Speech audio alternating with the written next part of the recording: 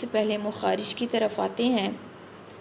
مخرج نمبر 12، یہاں سے بھی 3 حروف ادا ہوتے ہیں، ذال، ثا اور وا۔ ان حروف کا مخرج ہے نوک زبان اور ثنایا علیہ کے کنارے۔ نوک زبان جیسا کہ آپ کو یہاں پر نظر آ رہی ہے، زبان کی نوک، زبان کا سب سے آگے والا حصہ، اور ثنایا علیہ کے کنارے۔ جو پچھلے لیسن میں ہم نے کافی ڈیٹیل سے پڑھا تھا کہ ثنایا علیہ کس کو کہتے ہیں، یہ کیا ہوتا ہے، یعنی سامنے کے اوپر والے دانت، یہ دیکھیں جو سامنے کے اوپر والے 2 دانت جو ہوتے ہیں، یہ دیکھیں سامنے کے اوپر والے 2 دانت ہیں، یہ ثنایا علیہ کہلاتے ہیں۔ تو ان کے کنارے جب زبان کی نوک لگتی ہے تو یہ 3 حروف ادا ہوتے ہیں۔ ثنایا علیہ کے کناروں پر یہ دیکھیں زبان لگ رہی ہے، تو یہ 3 حروف کیا ہیں، یہاں سے ادا ہوتے ہیں، ضال، وا اور ثا۔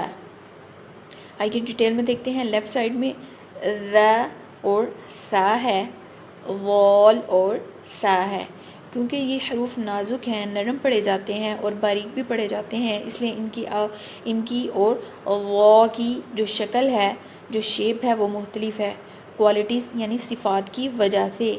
وال اور ثا باریک پڑھے جاتے ہیں تو سافٹ پڑھے جاتے ہیں۔ یہ دیکھیں یہ زبان کی نوک ہے اور اوپر والے دانتوں کے کناروں پر لگ رہی ہے، جس سے ہوتا کیا ہے کہ ان حروف کے اندر نرمی پیدا ہو جاتی ہے۔ آئیے پڑھتے ہیں۔ ہم نے زبان کو جو ہے وہ یہ ثنایا علیہ کے کناروں پر رکھنا ہے، جس کی وجہ سے آواز میں نرمی پیدا ہوگی، جیسے ذال، ذال۔ اس کو بعض لوگ جو ہیں زال پڑھتے ہیں سیٹی والا، لیکن نہیں، یہاں پہ سیٹی کی آواز نہیں آنی۔ ذال، ذال اور ثا میں بھی جب ثا کے بعد لوگ نکالتے ہیں تو وہ ثا پڑھتے ہیں، ٹھیک ہے، تو یہاں پہ آواز نہیں آنی۔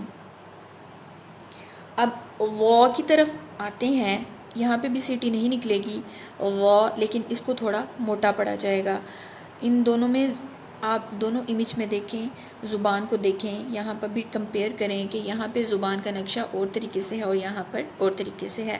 یہاں پہ بھی جو وا لکھا ہوا ہے وہ گرین کلر میں ہے، جس کا مطلب ہے کہ ہم نے اس کو موٹا پڑھنا ہے، اور یہاں جو اس کی کوالٹی ہے، اس کی صفات ہے، وہ ہے استعلا۔